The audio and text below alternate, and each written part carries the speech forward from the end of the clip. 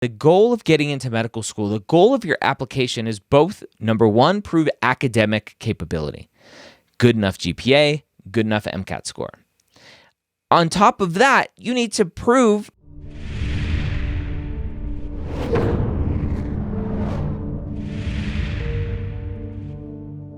the OldPreMeds podcast, session number 282.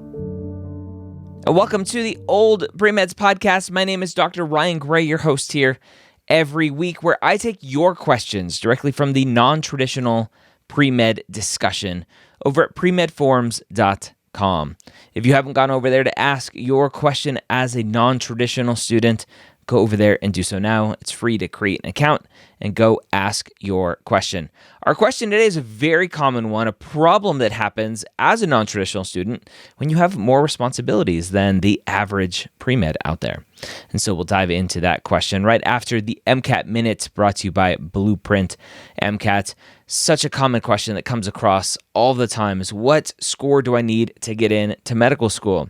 And it usually comes in the frame of, here's my GPA, what MCAT score do I need? And we actually were just creating this kind of feedback inside of Mappd, which if you haven't checked out Mappd, go check out Mappd at mappd.com, mappd.com. Blueprint is our official MCAT partner over at Mappd. But this theory, this thought that the MCAT and GPA are on opposite sides of a scale, and you can get a certain MCAT score if you have a good enough GPA, or you need a higher MCAT score if you have a lower GPA. There's just no algorithm out there that can tell you that. And too many students kind of perpetuate this myth that one fixes the other. Now, there are schools out there, a lot of schools that use rubrics in terms of evaluating an application.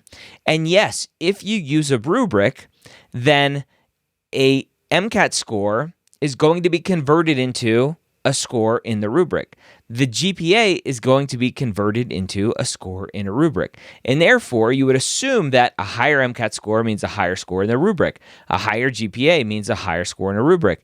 And the higher points is what matters. And so, yes, theoretically, you could say that a higher MCAT score fixes a low GPA, but that's just not the case because they're independent variables. Okay, so don't think of them that way. The answer is you need as high of an MCAT score as you can get. So go check out blueprintmcat.com and see how they can help you maximize your MCAT score. Again, that's blueprintmcat.com. All right, so let's jump into our question today about activity hours. Our student asks, and it's not a super non-traditional question, but I can frame it in a way that is non-traditional. So our student asks, I am in my senior year as an out-of-state undergraduate student, and I have not had a car while I've been in college to travel to clinical and volunteer. I've shadowed and gotten as much clinical and volunteering as I could in the times I was home, but that means I don't have a lot of hours. How do I present this on my application, and will they be understanding about it? So let me ask you this. Actually, let me rephrase this for non-trads out there. Non-trads, I have a family. I don't have as much time for hours. I have a job. I don't have as much time for hours. I have a job and school and family. I don't have as much time for hours. This is a very common struggle that non-traditional students have. So let me ask you this. You want to be a baseball player, but you don't have time to practice and really be good. Will the coaches understand that, and will they still pick you? Probably not. Right? At the end of the day, the goal of getting into medical school, the goal of your application is both, number one, prove academic capability. Good enough GPA, good enough MCAT score. On top of that, you need to prove that you understand what you're getting yourself into. And that doesn't come from, I read a lot of books, I watched a lot of TV, I did a lot of Google searches. That it just unfortunately doesn't come from that. It comes from experience. It comes from you putting yourself around physicians, putting yourself around patients. That's where that experience comes from that you can then talk about in your personal statement, that you'll talk about in your activity descriptions, that you'll talk about in your secondaries when they ask you what your most meaningful clinical experience is.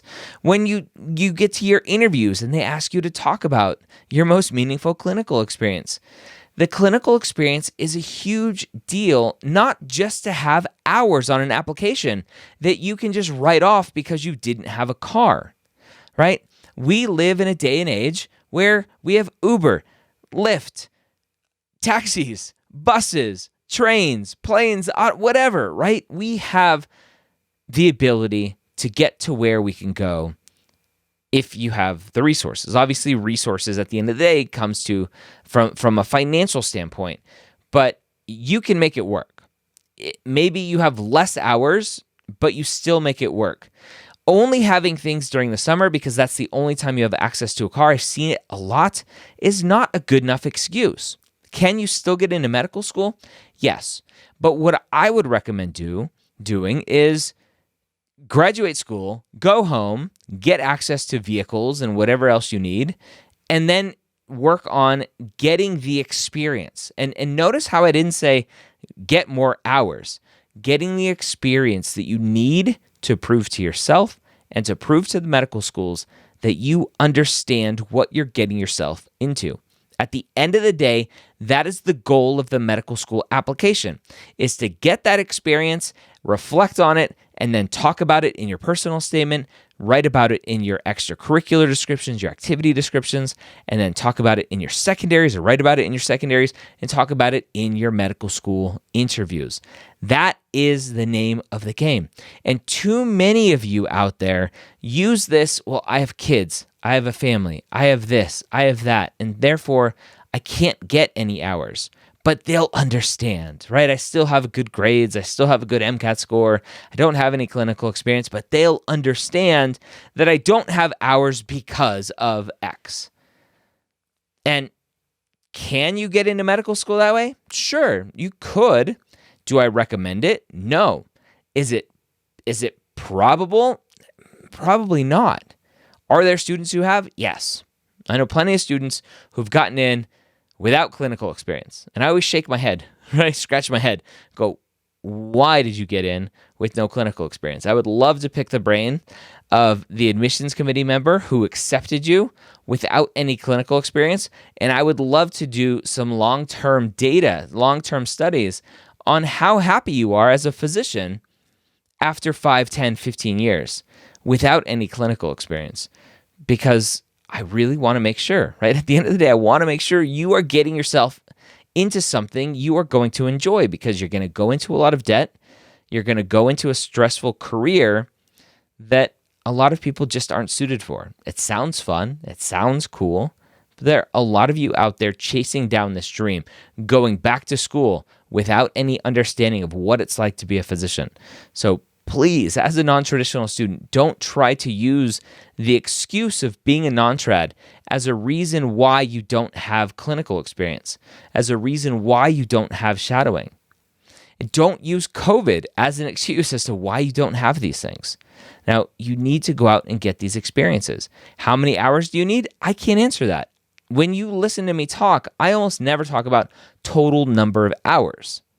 Right? And unless you really, really pin me down and go, just give me a number, then I'll usually give a number, but it's just a random number. Right? It's an arbitrary number that I am throwing out.